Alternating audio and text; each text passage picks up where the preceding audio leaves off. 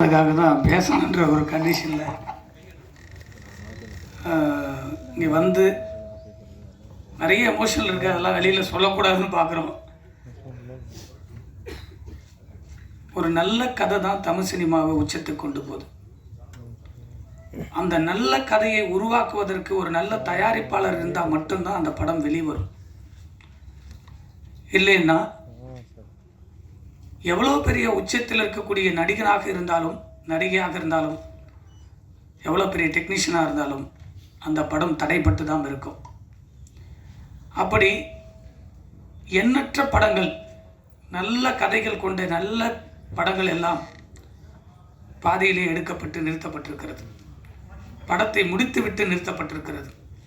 வெளியீடு செய்வதற்கு தவித்து கொண்டிருக்கிற இந்த இக்கட்டான சூழ்நிலையில் பல படங்களை பார்த்து கொண்டு விடுபட்ட கதைகள் எல்லாம் யோசித்து தினந்தோறும் சினிமாதான் என்று வாழ்க்கையை அர்ப்பணித்த பிறகு நாமளும் வெற்றி வரிசையில் வர வேண்டும் என்பதுதான் ஒரே எண்ணமாக, ஒரே குறிக்கோளாக, ஒன்று உச்சத்தை தொடக்கூடிய ஒரு இயக்குனராக, இல்லை என்றால் ஒரு உச்சத்தை தொடரக்கூடிய ஒரு தயாரிப்பாளராக வர வேண்டும் என்பதுதான் என்னுடைய கனவு. வேறு எதுவுமே என்னுடைய நோக்கங்கள் இல்லை. நான் தயாரிப்பாளராக ஆவேன் என்பது ஒரு நாளும் நான் நினைத்து கூட பார்க்காத ஒரு தொழில். ஏன் என்று சொன்னால், மறைந்த என்னுடைய குருநாதர் திரு கே சுபாஷ் அவர்கள் ஒரு அப்பாவாக, ஒரு அண்ணனாக, ஒரு நண்பனாக அவரிடத்திலே நான் பணியாற்றியிருக்கிறேன். தொடர்ந்து 7 ஆண்டுகள் 45 உதவி இயக்குநர்கள் அவரிடத்திலும் இருந்தும் வெளியே சென்ற பிரபவம். அவருடைய வழியிலே இவ்வளவு படங்கள் எடுத்திருக்கிறார், இவ்வளவு படங்களை வெளியிட்டு இருக்கிறார். நாம் ஒரு இயக்குனராக வெளியே வரும்போது மிகவும் ஜாக்கிரதையாக சினிமாவை கையாள வேண்டும் என்பது அவரிடத்தில் இருந்ததான் நான் பயிற்சி எடுத்தேன். அப்பொழுது என்னுடைய மனதிலே தோன்றியது, ஒரு இயக்குனராக அவர் அலுவலகத்திலே வந்து செல்லாத எந்த ஒரு சினிமா கலைஞனும் இல்லை. இன்று இருக்கக்கூடிய முதலமைச்சர் உட்பட அவருடைய அலுவலகத்திலே நான் பார்த்திருக்கிறேன். அவர் சந்திக்காத மனிதர்களே இல்லை. அவர் கடைசி காலகட்டத்தில் என் மனதிலே ஒரு ஆழமான பதிவு வந்தது. இயக்குனராக மட்டுமே நான் வழி நடத்த வேண்டும் என்று எனக்குள்ளே ஒரு கேள்வியை எழுப்பிய பிறகு அவருடைய கஷ்டங்களை நேரடியாக பார்த்து இயக்குனராக மட்டும் இருந்தால் நாம் சந்தோஷமாக மட்டுமல்ல, நிம்மதியாக போய் தூங்கலாம் என்று நினைத்தேன். காரணம், 20 படங்களை தயாரித்த பிறகுதான் அவருடைய கஷ்டங்களை நான் உணர்ந்தேன். ஆனால் அந்த கஷ்டங்களை எல்லாம் அவரிடத்தில் நான் கேட்கும்போது சொல்லுவார், நாம் நேசித்து வந்த தொழில், நாம் எதையும் கொண்டு வரவில்லை. ஒரு இரவில் ஒரு வெற்றி வந்தால் எல்லாம் சரியாகிடுவிடும்டா, நீ கவலைப்படாத, எனக்கு தெரியும் அப்படின்வார். சார், நீங்கள் ஒரு பெரிய ஜாம்பவான். உங்களுடைய படைப்பு சத்திரியன் என்கின்ற மாபெரும் ஆக்ஷன் படத்தை பார்த்து உங்களிடத்திலெல்லாம் வேலை செய்ய வேண்டும், உங்களெல்லாம் சந்திப்பேனான் என்று பல நாட்கள் சென்னையிலே நான் சுற்றிய காலங்கள் உண்டு. தயாரிப்பு வேணாம் சார், ஒன்லி டைரக்ஷன் பண்ணுவோம் சார் அப்படின்னு சொல்லும்போது கடைசி உதவி இயக்குனராக அவரிடத்தில் நான் பணி செய்தேன். அதுதான் எனக்கு முதல் இடத்தில் கொண்டு போய் சேர்த்தது. 45-60 உதவி இயக்குனர்கள் அவரிடத்தில் இருந்து கடந்து பிறந்த நான் கடைசியாக சேர்ந்தவன். தொழிலை நேசித்து கொண்டே இருந்தால் அந்த தொழில் உன்னை கொண்டு போய் சேர்க்கும் என்று அவர்தான் எனக்கு அறிவுரை சொன்னார். ஆனால் அவருடைய அந்த தொழில் பக்தியை பார்த்து தயாரிப்பு வேண்டாம் என்று நான் நிலையாக இருந்தேன். அவர் காம்ப்ரமைஸில் தான் சொல்கிறாரு, கடுமையான நெருக்கடி ஒரு தயாரிப்பாளர்கிட்ட தான் இருக்கு. தயாரிப்பாளர் போடுகிற பணங்கள் அவருக்கான நிலையான ஒரு இடத்தை கொடுக்கவில்லை என்று அன்று நான் உணர்ந்தேன். ஆனால் அந்த காலகட்டத்தில் மதிப்பு, மரியாதை எல்லாம் ஒரு தயாரிப்பாளர்களுக்கு மட்டும்தான் இருந்தது. ஆனால் இப்போ 10 ஆண்டுகளுக்கு மேலாக தயாரிப்பாளர்களுக்கு மதிப்பு எதுவுமே இல்லை, மற்றவர்களுக்கு அனைவருக்குமே மதிப்பு இருக்கிறதை நான் உணர்ந்தேன். ஒவ்வொரு நாளும் உணர்ந்தேன். தயாரிப்பாளர் கடவுளால் நான் ஆக்கப்பட்டேன். எனக்கு அந்த நினைப்பே வந்ததில்லை. ஒரு இயக்குனராக மட்டும் இருந்திருந்தால் இன்று என்னிடத்தில் ஒரு 20-25 கோடிகள் சொத்து இருந்திருக்கும். ஆனால் ஒரு தயாரிப்பாளராக தன்னைத்தானே தியாகம் பண்ணி தினந்தோறும் சம்பாதிக்கிறேன். சினிமாவில் எவ்வளோ வழிகள் இருக்கு. இன்னைக்கு 10,000 வந்தால் கூட நான் கதைக்காகவும் உணவுக்காகவும் என் தொழிலுக்காகவும் நான் முதலீடு செஞ்சுட்டு இருக்கேன். இது எதுவும் போய் சாப்பிடணும்னு அவசியமே இல்லை எனக்கு. ஆனால் இதையெல்லாம் கடந்து சினிமா என்கின்ற ஒரு புனிதமான தொழில் தயாரிப்பாளர்கள் இல்லை என்று சொன்னால் இல்லை என்பதனை நான் திடமாக தயாரிப்பாளர் ஆன பிறப்புக்கு உணர்ந்தேன். இதையெல்லாம் சொல்லுவதற்கு ஏன் என்று சொன்னால், இந்த படம் நான் பல காலகட்டங்களை கடந்த பிறகு 20-21 ஆண்டுகளை கடந்து பல படங்களை நான் பார்க்கிற போது, இருக்கிற பிரச்சனைகளை சந்திக்கிற போது, நான் எதிர்பார்க்காத இயக்குனர் சங்கத்தில் என்னை இணைத்து கொண்டவர் என் குருநாதர் வழியிலே. நான் குருநாதராக வேலை செய்யவில்லை என்று சொன்னாலும் அப்பாவாக, அண்ணனாக, நண்பனாக எப்பொழுதுமே என் மனதில் இருக்கக்கூடியவர் என் சுபாஷ் சாருக்கு பிறகு டைரக்டர் விக்ரம் சார் அவர்கள்.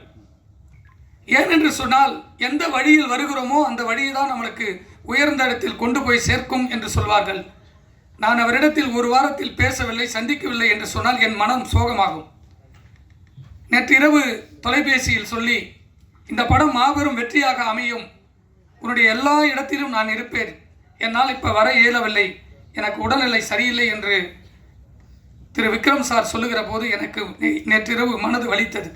எவ்வளவு பெரிய இயக்குனர், அவருடைய வாழ்த்தெல்லாம் கிடைக்க வேண்டும் என்று மட்டும்தான் நான் அவரிடத்தில் இன்று வரை ஒரு குருவாக, அண்ணனாக, நண்பனாகவும் அவரிடத்தில் சென்று கொண்டிருக்கிறேன். ஆனால் இதையெல்லாம் ஏன் சொல்கிறேன் என்று சொன்னால், ஒரு சினிமா வெளிவருவதற்கான தடைகள் எவ்வளவோ இருக்கிறது. இந்த 20-21 ஆண்டுகளை கடந்த பிறகு நிறைய படங்களை பார்க்க ஆரம்பித்தேன். இயக்குனர் சங்கத்தில் 10 ஆண்டுகளுக்கு மேல் அப்படியே பதவியில் அப்படியே செல்ல செல்ல செல்ல என்னுடைய அனுபவத்தை கற்றுக்கொண்டேன். அந்த அனுபவம் எப்படி வந்தது என்று சொன்னால், நான் சினிமாவை நேசித்து என்னுடைய கிராமத்தில் இருந்து நான் வந்தது அண்ணன் செல்வமணி அவர்களை சந்திக்க வேண்டும் என்பதுதான் எனக்கு கனவாக வந்தேன். 93 அவரை சந்திப்பதற்காக நான் வந்தேன். சந்திக்க முடிக்கவில்லை. திரும்ப +2 முடிச்சுட்டு அவரை சந்திக்க வேண்டும் என்ற ஆவலோடு அவரை தொடர்பு கொள்வதற்கு எனக்கு வழி தெரியவில்லை. ஆனால் அவரிடத்தில் இருந்த கேமராமேன் அவர் வீட்டுக்கே நேரடியாக சந்தித்து, உங்கள் ஊர் பக்கத்தில் நான் இருக்கேன், அண்ணனை சந்திக்க வேண்டும் என்று கேட்டேன். அவரும் இந்தியில் பிஸியாக இருந்ததனால் 3 ஆண்டுகள் தொடர்பிலே நான் செல்ல முடியவில்லை. இதையெல்லாம் ஏன் சொல்லுகிறேன் என்று சொன்னால், அப்படிப்பட்ட மாபெரும் வெற்றிகளை கொடுத்த அண்ணன் செல்வமணி அவர்களை சந்திப்பதற்கும், அவரோடு இணைந்து நான் வேலை செய்வதற்கும், அவரோடு பயணிப்பதற்கும் இந்த இயக்குனர் என்கின்ற அவதாரம், இயக்குனர் சங்கம் என்ற அவதாரம் தான் இந்த சினிமாவை நேசித்ததினால் எனக்கு வழியை ஏற்படுத்தி கொடுத்தது. எந்த தொழிலை நாம் உண்மையாகவும் நேர்மையாகவும் நேசிக்கிறோமோ அந்த தொழில் ஒரு நாள் நம்மளை உச்சியில் கொண்டு போய் சேர்க்கும் என்பது என்னுடைய எண்ணம். அதன் பிறகு இந்த 4 ஆண்டுகளில் கொரோனா காலகட்டத்தில் சந்திக்காத பிரச்சனைகளை எல்லாம் இந்த கொரோனாவில் நான் சந்தித்தேன். அந்த சந்திப்பை ஒரு ஆரோக்கியமான சினிமாவுக்காக தியாகம் செய்தேன். அப்படி தியாகம் செய்கிற காலகட்டத்தில் தான் இந்த படத்தை ஒரே ஷெட்டில் முடித்திருக்கக்கூடிய என்னுடைய நண்பர் சுதாகர் அவர்கள் இந்த படத்தை என்னிடத்தில் வந்து சொன்னார். ஆனால் நான் ஒரு படத்தை முடிச்சுட்டு இருக்கேன், எனக்கு வழி தெரியல, இன்னும் 1 கோடி இருந்தால் முடிக்க முடியும்னு.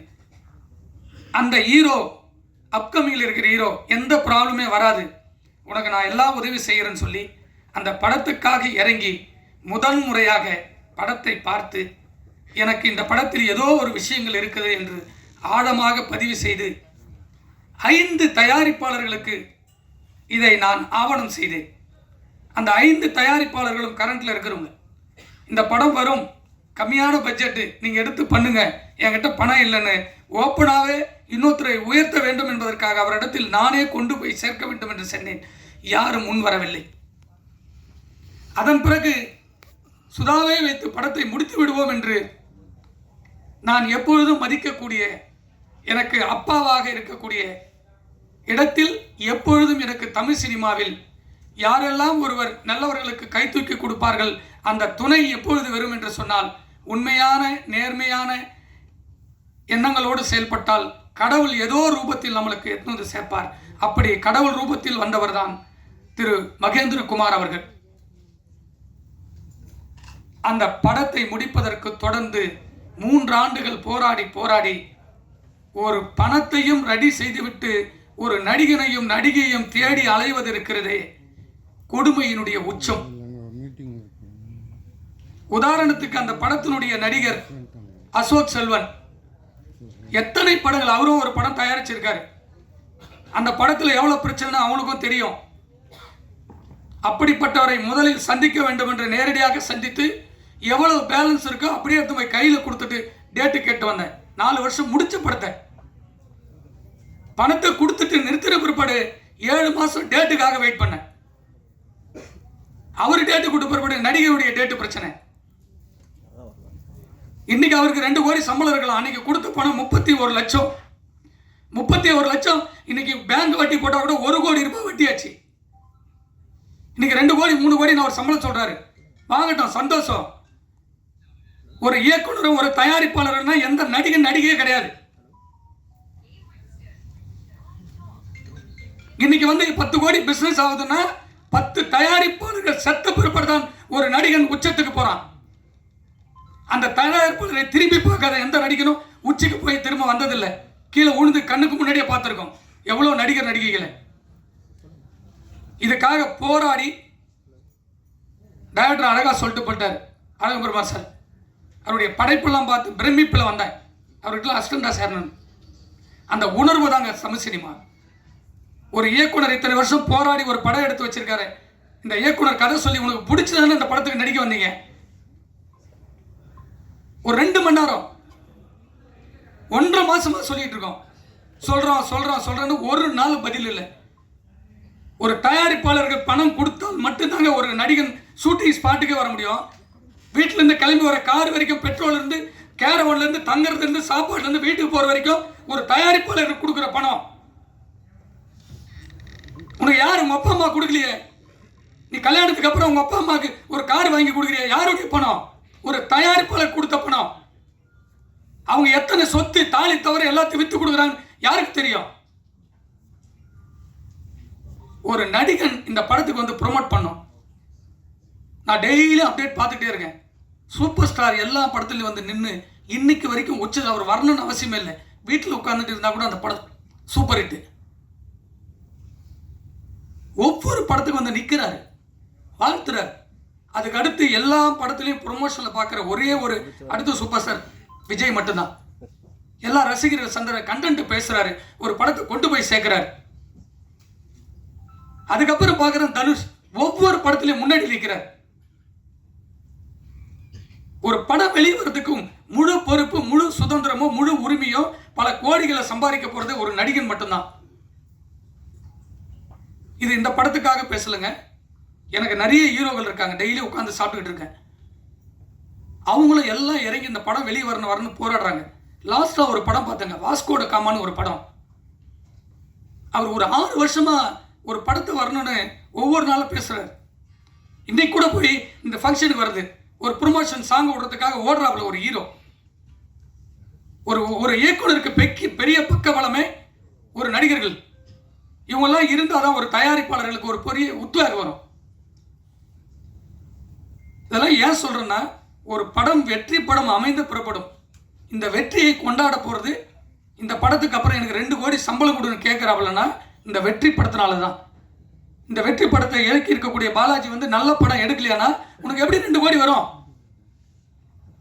அடுத்த படம் எனக்கு 25 கோடி ஓடிடியில் 15 கோடி, நான் 5 கோடி கொடுக்குறேன், எடுத்துட்டு போவேன் படத்தையே. சொல்லலாம், வாயில சொல்லிட்டு போகலாம் 20 கோடி 10 கோடின்னு. இன்னைக்கு ஒரு படம் கூட உட்கார்ந்து பல கோடிகள் போட்டு ஒவ்வொரு தயாரிப்பாளரும் டிஜிட்டல் சேட்டலைட் விற்க அவதி போட்டுக்கிட்டு இருக்கோம். இந்த வேதனை சொல்லவே கூடாதுன்னு நினைச்சானா நேற்று நைட்டு வரைக்கும் சரி வேண்டாம் தான் பொறுமையா இருந்தோம். இதுல இருக்கிற எத்தனை டெக்னீஷியன் உட்கார்ந்துருக்காங்க. எதுக்கு உட்கார்ந்துருக்காங்க? இங்கே ஜெயிக்கணும்னு நினைக்கிறவங்க ஒவ்வொருத்தருமே வந்து போராட்ட களத்தை நிற்கிறாங்க. ஜெயிச்ச பொறுத்தவரை எல்லாருமே ஜெயிக்கணும்னு நினைக்கிறவங்களே தோக்கடிச்சிட்டு போயிடறாங்க. அதுதான் இங்கே சினிமா நடந்துகிட்டே இருக்கு.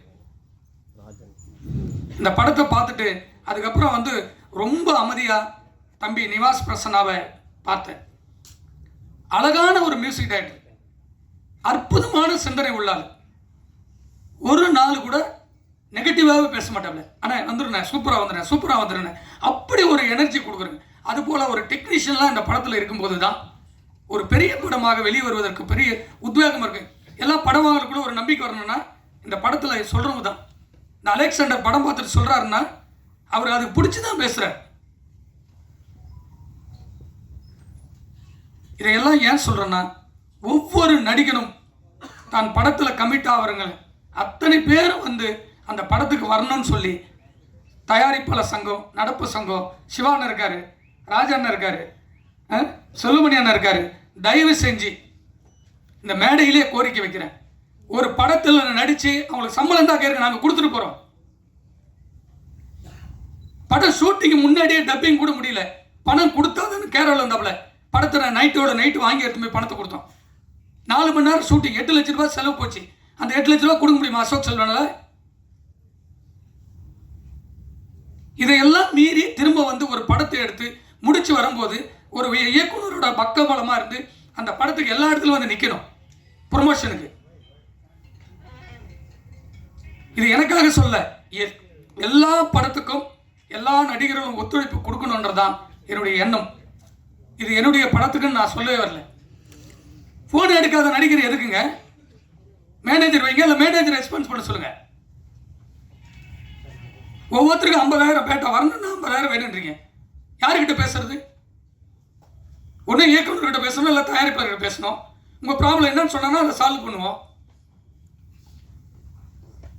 இது எல்லாமே வேதனையுடைய உச்சத்தில் தான் நான் பேசுகிறேன். ஏன்னா ஒரு நடிகர் நம்ம வேண்டாம் வேண்டாம் வேண்டாம் அப்படின்றதுக்காக தான் ரொம்ப அமைதியாக இருந்து இவ்வளோ பெரிய ஜாம்பவன்களாம் எவ்வளோ டைம் எல்லாம் வேஸ்ட் பண்ணி எதுக்காக வந்திருக்காங்க சொல்லுங்கள். ஒவ்வொருத்தருக்கும் ஒரு கடமைகள் இருக்குது. இந்த படத்தில் இருக்க இந்த படம் வெளியே வரதுக்கு யாருக்கு இப்போ இல்லையா? சுதாகர்னு ஒரு ஆள் ஒருவர் இல்லைன்னா இந்த படம் எப்படி வரும்? ஆரம்பிச்சிருக்க முடியாது. தான் ஸ்கிரிப்டை தூக்கிட்டு போய் பாலாஜி எத்தனை வருஷத்துக்காக போராடுறாரு. அவர் இந்த படத்தை தூக்கி போட்டு வேற படத்துக்கு போயிருக்கலாமே, போலிய கடைசி வரைக்கும் இருக்காரு. இந்த படத்தை படத்தை வரும் நம்பிக்கையில் எப்படி மகேந்திரகுமார் கேட்ட உடனே பணம் கொடுக்குறாரு எனக்கு. 3 படம் வந்து ஃபர்ஸ்ட் படம் தீ நகர் எடுத்தேன். தயாரிப்பாளர் ஒரு நாள் வரவே மாட்டார். உடனுடன் அந்த படத்துக்கு எல்லா வேலையும் எல்லாத்தையும் நடத்துவோம். அகம்புறன்னு ஒரு படம் எடுத்தேன், அதே போல் எல்லாத்தையும் நடத்தணும். அதுக்கப்புறம் காசே தான் கிடையாது. அந்த ப்ரொடியூசர் வரவே மாட்டார். படத்தை பண்ணி கையில் கொடுத்து அந்த படத்தை ரிலீஸ் வரைக்கும் நிற்போம். என் கூட நடித்த எல்லா நடிகருமே என்னோட அப்படியே ஃப்ரெண்டாக இருப்பாங்க. இப்போ இந்த படத்துக்கு படம் 4 வருஷமா போராட்டமா தூங்கும் போதெல்லாம் அந்த படம் தான் வருது. எப்படின்னா வெளியே கொண்டு ஒரு நல்ல படம்னு தோணிக்கிட்டே இருக்கு. இது எல்லாம் சொல்றேன்னா பிரஸுக்கு இது போய் சேரணுன்றதுக்காக தான். என் படத்துக்கு வரலன்னா பரவாயில்லைங்க, அடுத்து நடிக்கிற எந்த தயாரிப்பாளருடைய படத்துக்கும் அவர் வரணும்னு சொல்லி இந்த மேடையில் இருக்கிற அத்தனை முன்னோடிகளுக்கும் சங்கத்தினுடைய நிர்வாகிகளுக்கும் தயவு செஞ்சு என்னுடைய கோரிக்கையாக வைக்கிறேன். எந்த நடிகனும் ஒவ்வொரு படத்தினுடையும் ப்ரொமோஷனில் நிற்கணுன்றதை ஒரு தீர்மானமாக எடுக்க வேண்டும் என்று உங்களுக்கு பணிவோடு கட்டளையிடுகிறேன். நன்றி, வணக்கம். எல்லாருக்கும் வணக்கம். இந்த திரைப்பட இசை வெளியீட்டுக்கு வருகை தந்துள்ள நம்முடைய சகோதரர்கள் அனைவருக்கும் என்னுடைய மதிய வணக்கம். அதுபோன்று பத்திரிகையாளர்கள், ஊடகவியலாளர்கள், நண்பர்கள் அனைவருக்கும் மதிய வணக்கம். ஒருவேளை நான் திருமலை பேசுறதுக்கு முன்னாடி பேசிட்டு போயிருக்கலாமா நினச்சேன். நான் வந்து ஆக்சுவலாக வீட்டில் ஒரு சின்ன ஃபங்க்ஷன் நடந்துட்டு இருந்து திருமலை ஃபோன் பண்ணிட்டே இருந்தார். அப்புறம் வரலன்னா டைரக்டர் யூனியனே கலைச்சிடுவார்னு சொல்லி பயத்தில் நான் வந்துட்டு போயிடலான்னு வந்தேன். ஒரு ஃப்ரெண்ட்லியாக சொன்னேன். உண்மையாக அந்த ட்ரைலரை பார்க்கும்போது அந்த இயக்குனர் புதுசாக ஒரு ஃப்ரெஷ்ஷாக வரும். இது நம்மளுடைய கஷ்டம் எந்த திரைப்படமும் கஷ்டம் இல்லாமல் வந்ததே இல்லை. அதுக்கு தான் அந்த முன்னாடி நம்ம படத்தோட ரிலீஸே டெலிவரி ஆகிடுச்சு. டெலிவரி எவ்வளோ கஷ்டமோ அதுபோல் ஒவ்வொரு திரைப்படமும் அந்தந்த காலகட்டத்துக்கு சிரமமாக தான். முதல்ல வரும்போது அழகபெருமாள் பேசினார், டைரக்டர் எவ்வளோ கஷ்டம். ஏன்னா படம் டைரக்ட் ப்ரொடியூஸ் பண்ணலன்னு நினைக்கிறேன். அவர் அதனால் எவ்வளோ டைரக்டர் கஷ்டம். படகோபி வந்தார், ஒரு ப்ரொடியூசருக்கு எவ்வளோ கஷ்டம். அவர் டைரக்ட் பண்ணல, அதனால் டைரக்டரோட கஷ்டம் அவருக்கு தெரியாது. ப்ரொடியூஸ் பண்ணுறது எவ்வளோ கஷ்டம். உண்மையில கஷ்டம் தான். திரைப்படத்துறை வந்து நம்ம வந்து ஜாலியாக மகிழ்ச்சியாக படம் பார்த்துட்டு போகிறோம். இந்த திரைப்படத்தை உருவாக்குறது வந்து ஒரு 400-500 பேரை வந்து எல்லோரும் ஆர்கனைஸ் பண்ணி அந்த படத்தை ஒரு ப்ராஜெக்ட் பண்ணுறது ஒரு கஷ்டமான வேலை தான், இல்லைன்னு சொல்ல. ஆனால் அது கொஞ்சம் திறம்பட பண்ணால் இது போல் கஷ்டம் வராது. நிச்சயமாக இந்த படம் பார்த்தோம், நிச்சயமாக இந்த படம் ஒரு ஃப்ளரிஷாக இருக்குது, ஒரு சந்தோஷமாக இருக்குது. இப்போ இருக்கிற ஸ்க்ரீனுக்கு ஒரு டைட்டாக இருக்கிற இதுக்கு வந்து இந்த படம் வந்து ஒரு ஃபன்னாக ஒரு ஜாலியாக இருக்கும். அதனால் இந்த படம் நிச்சயமாக எல்லாராலும் ஒரு ட்ரெய்லர் பார்க்கும்போது அதுதான் வந்து ஒரு சொத்துக்கு ஒரு பானைக்கு ஒரு சோறு பதங்கிற மாதிரி ஒரு ட்ரெய்லருங்கிறது நிச்சயமாக அந்த ஆடியன்ஸை திரைக்கு கொண்டு வர மாதிரியான ஒரு ட்ரெய்லராக இருக்கும். அந்த ட்ரெய்லர் பார்க்கும்போது எங்களுக்கு தெரிஞ்சது நிச்சயமாக இந்த படத்தை நானும் தேட்டரில் பார்க்கலாங்கிற ஒரு உணர்வை எனக்கு இந்த ட்ரெய்லர் கொண்டு வந்திருக்கு. அந்த வகையில் எவ்வளோ கஷ்டம் இருந்தாலும் இப்போ சவுண்ட் ட்ராக் முன்னாடிலாம் வந்து ஃபிலிம் பக்கத்தில் சவுண்ட் ட்ராக் ஓடிட்டுருக்கோம். அது பக்கத்தில் வந்து இன்னொரு ட்ராக் போட்டால் டைரக்டரோட அழுகை கேட்டுகிட்டே இருக்கும். எல்லா ஃப்ரேம்லையும் டைரக்டரோட அழுகையும் இன்னொரு பக்கத்தில் போட்டால் ப்ரொடியூசரோட கேட்டுகிட்டே இருக்கும். ஆனால் அதையெல்லாம் நம்ம வந்து இந்த படத்தோட வெற்றி வரும்போது, என்னோடய படமும் ரிலீஸ் ஆகும்போது இப்போ சிவா சார் இருக்கார், கேட்டால் தெரியும் உங்களுக்கு, இந்த ஆஃபீஸ் உள்ளவே வரக்கூடாது சொல்லிட்டாங்க. ஸோ ஆஃபீஸ் உள்ளவே வரக்கூடாது, அந்த ரோடுக்கே வராதுப்பான்னு சொன்னாங்க. ஆனால் படம் ரிலீஸ் ஆன பிறகு மறுநாள் வந்து என் வீட்டு வாசலில் 3 கார் அவங்க கார் தான் நின்றுட்டு இருந்தது. என்னப்பா டைரக்டர் கூட்டுவாங்க அப்படின்னு. அதனால் இது வந்து ஒரு கணவன் மனைவி மாதிரி சண்டை தான். வெற்றி வரும்போது நம்மளுடைய எல்லா கவலைகளும் இதுவாகிடும். நாளைக்கு இந்த படம் வெற்றி ஆகும்போது இதே திருமலையும் அசோக் செல்வனும் தோல்மலை கை போட்டு போவாங்களா? நிச்சயமாக நடக்கும். சினிமாவில் நடக்காதுங்கிறதுக்கு எதுவுமே இதுவும் இல்லை, எல்லாம் நடக்கும். ஆனால் நடக்கிறதுக்கு எது காரணமாக இருக்கும்னா வெற்றி ஒன்று தான் காரணமாக இருக்கும். இந்த திரைப்படத்தை பார்க்கும்போது அந்த சூழ்நிலை அமையக்கூடிய வாய்ப்பு இருக்குது. வந்து அடுத்த படம் வந்து வெற்றி அடையும் போது எல்லா கவலைகளையும் மறந்து திருமலையும் அசோக் செல்வனும் இணைந்து ஒரு திரைப்படத்தை அது நிச்சயமாக தயாரிக்கலாம். ஏன்னா எனக்கு திருமலையை ரொம்ப நல்லா தெரியும். ஒரு இமோஷனல் ஒரு கை, எல்லாத்துக்கும் ஏதோ நல்லது பண்ணணும்னு நினச்சிக்கிட்டே ஏதோ ஒரு முயற்சி பண்ணிகிட்டே இருப்பார். அதுபோல் நான் அசோக் செல்வனே ஒரு 2 தடவை சந்திச்சிருக்கேன். பேசும்போது ரொம்ப இனிமையாக, ரொம்ப அன்பாக, ரொம்ப நாகரிகமாக, ரொம்ப பண்பாடு தான் பேசினார். ஒரு வகையில் என்ன இதுக்கு எந்த பிரச்சனையும் தெரியாது. எதுவாக இருந்தாலும் 1000 கஷ்டங்கள் இந்த திரைப்படத்தில் இருந்தாலும் திருமலை சொன்னதில் ஒரு பாயிண்ட் இருக்குது. அந்த படம் ரிலீஸ் ஆகும்போது எல்லாரும் சேர்ந்து அந்த படத்தை வந்து ப்ரொமோட் பண்ணணுங்கிறத வந்து ஒரு விதியாக வச்சுக்கணும்.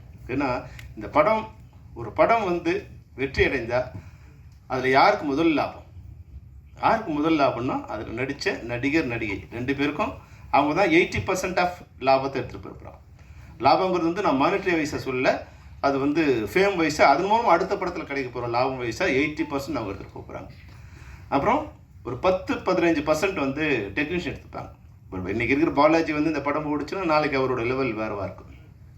ஆனால் இந்த படம் ஓடினாலும் திருமலையோட லெவல் அதே லெவல் தான் இருக்கும், தயாரிப்பாளர் லெவல் அப்படியே தான் இருக்கும். அவர் வந்து இந்த கடன்கள்ந்து விடுபடலாம். இப்போ மகேந்திர கொடுத்த ஃபைனான்ஸும் சுதாகர் கொடுத்த ஃபைனான்ஸ் இதெல்லாம் வந்து சரி பண்ணலாமே தவிர அடுத்து அவர் வந்து வெளியே வர்றதுக்கு கஷ்டம். அப்போது ஒரு 5% 10% தயாரிப்பாளர் தன் உயிரை கொடுத்து இந்த படத்தை ப்ரொமோட் பண்ணணும், வெளியே வரணும்னு நினைக்கும் போது இதில் 90% மேலே லாபம் அடைய போகிற நடிகர் டெக்னீஷியன்ஸ் நிச்சயமாக இந்த படத்தை ப்ரொமோட் பண்ணணும். இன்னொரு விஷயம், இது பொது மேடையில் சொல்ல வேண்டிய விஷயம் இல்லைன்னா கூட இந்த பல விஷயங்களை வந்து இது போலீஸ்காரன் வந்து ஐயோ திருட்டு நடக்குதுன்னு வந்து ரோட்டில் கத்தினா எப்படி தவறோ அது மாதிரி தயாரிப்பாளர் சங்கத்தில் வந்து ஒரு ஈசி மெம்பராக இருக்கிற திருமலை வந்து இங்கே வந்து பேசுறது வந்து தேவையில்லாத ஒன்று. அவரோட சங்கத்தில் உட்காந்து இவ்வளோ கஷ்டம் இருக்குது, இதெல்லாம் பண்ணணுமே நீங்கன்னு முதல்ல அங்கே தான் பேசணும். அதனால் இப்போ தயாரிப்பாளர் சங்கங்களோட செக்ரட்டரிகள் இங்கே இருக்காங்க. நாங்கள் வந்து அவங்களுக்கு வந்து ஒரு கண்ட்ரோல் அவங்ககிட்ட கொடுத்தோம். நாங்கள் என்னென்னா இப்போ கூட அதை ஒரு இது புரிஞ்சிக்கல. ஒரு திரைப்படம் நான் வந்து என் நண்பரோட நண்பர் அவர். நான் திரைப்படங்கள் வரும்போது கொஞ்சம் பழக்கமானார். அவர் எனக்கு பிடிச்சிருந்தது. அவர் வந்து ஒரு நாள் என்கிட்ட வந்து சார் ஒரு 50,000 பணம் வேணும் சார். என்னன்னு கேட்டேன். ஒரு பெட்டி கடை வைக்க போகிறோம் சார் அப்படின்னு. சரி ஓகே, அவர் எனக்கு பிடிச்சிருந்தது, நான் தரேன்னு சொன்னேன். நான் நாளைக்கு வந்து வாங்கிக்கணும். இல்லை சார் நான் ஒரு 3 months கழிச்சு வந்து வாங்கிக்கிறேன் அப்படின்னாரு.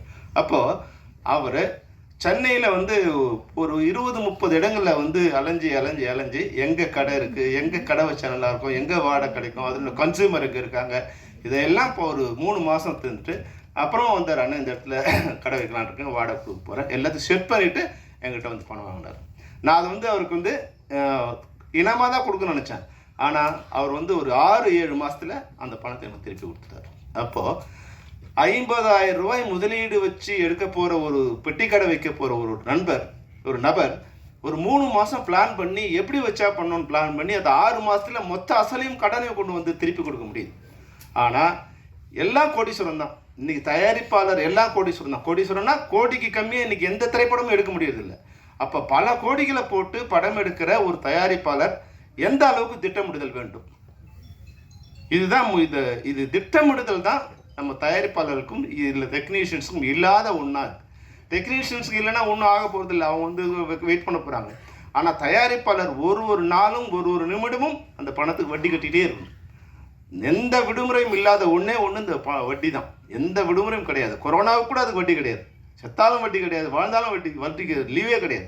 அப்போ அவங்க வந்து இதை பிளான் பண்ணணும். அப்போ நாங்கள் தயாரிப்பாளர் சங்கத்துக்கு ஒரு வேண்டுகோள், ஒரு வழிமுறை சொன்னோம். ஐயா, உங்ககிட்ட தயாரிப்பாளர் வராங்களா, எல்லாத்தையும் செக் பண்ணி யார் ஆர்டிஸ்ட்டு, யார் டைரக்டரு, எப்போ ஷெட்யூல் போகிறாங்க, ஷெட்யூல் டேட் வாங்கிட்டாங்களா, டைரக்டர் டேட் இருக்கா, ஆர்டிஸ்ட் டேட் இருக்கா, டெக்னீஷியன் டேட்ஸ் இருக்கா, இதெல்லாம் கன்ஃபார்மாக எல்லாம் அக்ரிமெண்ட்டை வாங்கிங்க.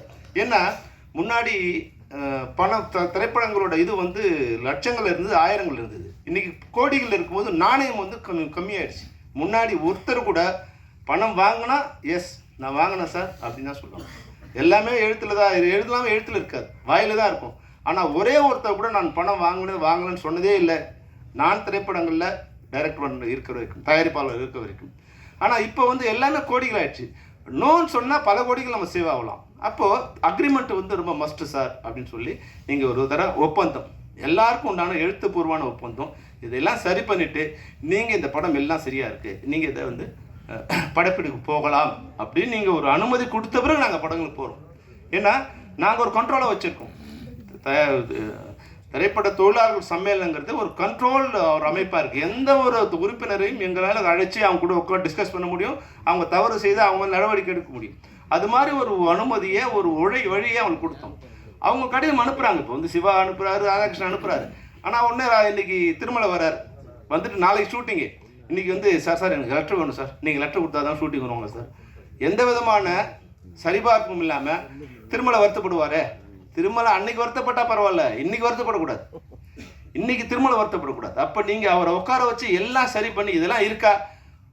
ஒரு இயக்குனர் 30 லட்சத்தில் படம் பண்ணது, அண்ணன் படவா கோபி இருக்கார் இல்லையா, 30 லட்சத்தில் படம் பண்ணான்னு சொல்லி தான் அவரை கொண்டு வந்தாங்க. அந்த படம் முடியறதுக்கு 3 கோடி ஆகும்னு ஆரம்பித்த பிறகு தெரியுது. அதாவது அவர் 6 மாதத்தில் நல்ல வேலையாக அவர் அதுலேருந்து வெளியே வந்துட்டார். அதில் ஏதோ போட்ட வரைக்கும் லாபம் அப்படிங்கிறவர் வந்துட்டதால அவர் வந்து இன்றைக்கி ஒரு நன்றி சொல்கிறார். அப்போது எந்த திட்டமிடுதலும் இல்லை. அப்போ அந்த திட்டமிடுதல் இருந்தால் குறைச்சபட்சம் அந்த 4 கோடி இருக்கா, 4 கோடி உங்களால் ஃபைனான்ஸ் அரேஞ்ச் பண்ண முடியுமா, பண்ணிட்டீங்களா? ஏன்னா இன்றைக்கி ஒரு பைசா கூட யாரும் கடன் கொடுக்க தயாராக இல்லை. எப்படி மகேந்திர சிங் எப்படி கொடுக்குறாரு எனக்கு தெரியாது. இன்றைக்கி வந்து சிறிய படங்களுக்கு ஒரு பைசா கடன் கொடுக்க யாரும் தயாராக இல்லை. அப்போ அந்த ஃபைனான்ஸ் எல்லாம் ரெடி பண்ணிட்டீங்களா, காலேஜ்லாம் ரெடி பண்ணிட்டு இதெல்லாம் ரெடியாக இருக்குது, இந்த டேட்டில் இந்த டேட்டில் ஏன் ஷூட்டிங் நடக்கலை? இப்போ உங்கள்கிட்ட ஒரு செக் ஒரு டைம் கொடுத்துட்டு 6 மாதத்தில் படம் முடிக்கிறோன்னா 30 நாள் உங்கள் ஷூட்டிங் இருக்குன்னா ஏன் 30 நாள் ஷூட்டிங் நடக்கலை? டைரக்டர் சரியில்லையா, இல்லை ஆர்டிஸ்ட் வரலையா அப்படிங்கிறத வந்து செக் பண்ணக்கூடிய அதிகாரமும் அமைப்பு முறையும் தயாரிப்பாளர் சங்கத்துக்கு இருந்ததுன்னா இந்த மாதிரியான புலம்பல்கள் இந்த மேடைகளில் இருக்காது.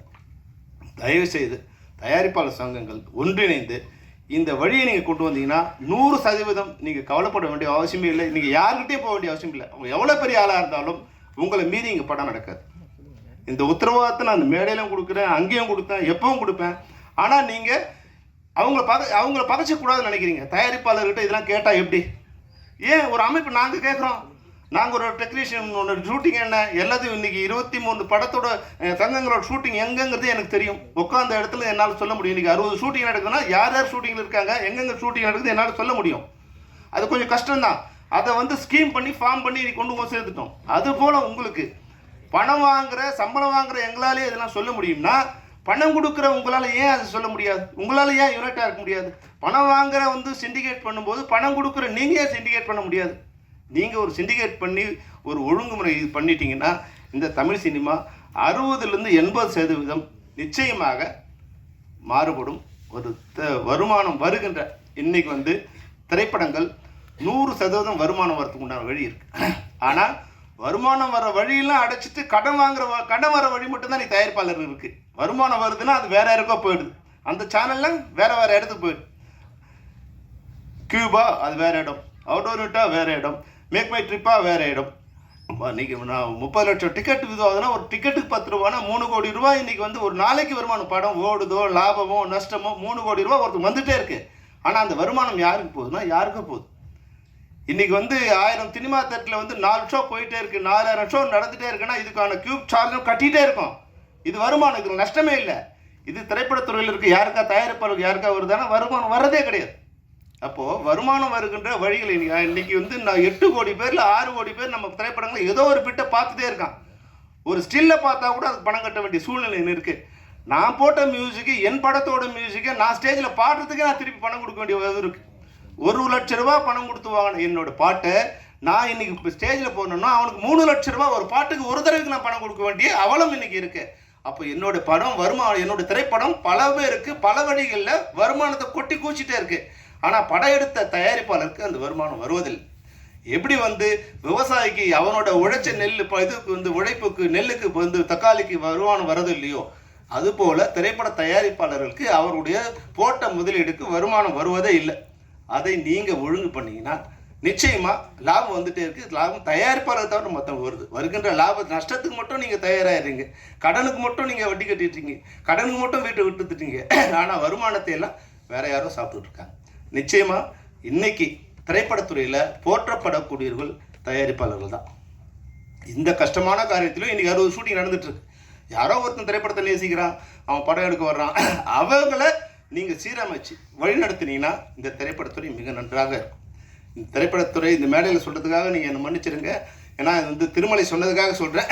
நிச்சயமாக நீங்கள் ஒரு ரூல் போடலாம்.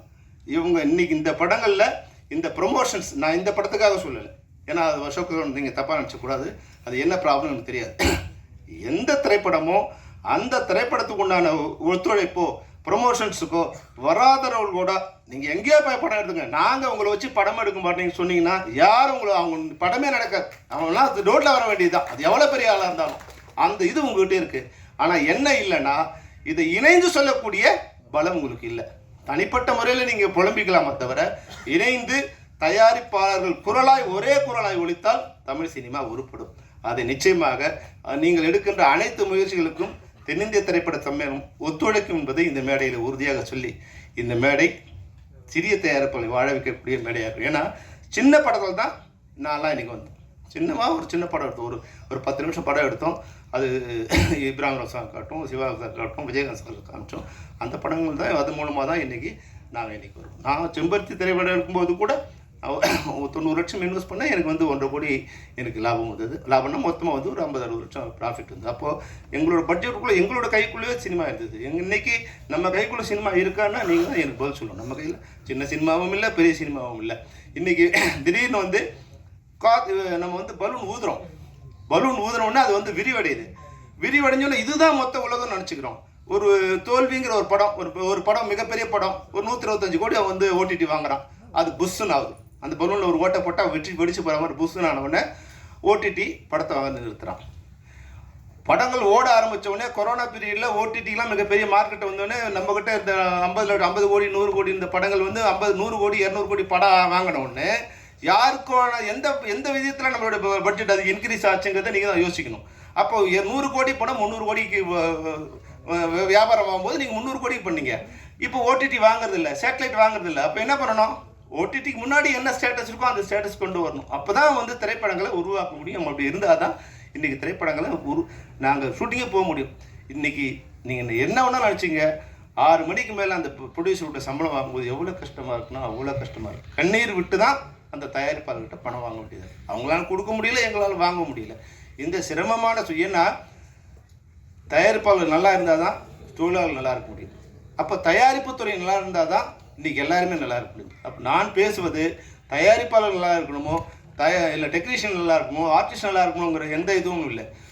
இந்த தமிழ் சினிமாங்கிற ஒரு வீடு அழகாக இருந்தால் இங்கே எல்லாரும் நடிகர்களும் இந்த வீட்டில் குடியிருக்கலாம், தயாரிப்பாளரும் இந்த வீட்டில் குடியிருக்கலாம், தொழில்நுட்ப கலைஞரும் தொழிலாளர்களும் வீட்டில் குடியிருக்கலாம். அந்த வீடே இடிஞ்சு போச்சுன்னா எல்லாரும் ரோடுக்கு வர வேண்டியது தான். அதனால் தயவுசெய்து நீங்கள் எடுக்கின்ற அனைத்து முயற்சிகளுக்கும் தென்னிந்திய சம்மேளனம் ஒத்துழைக்கும் என்று கூறி திருமலைக்கும் அதனுடைய டீம் அனைவருக்கும் என்னுடைய வாழ்த்து கூறி விடைபெறுகிறேன். நன்றி, வணக்கம்.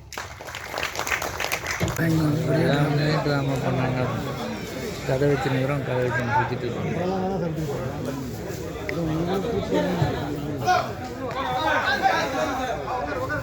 கொஞ்சம் வெயிட் பண்ணுங்க.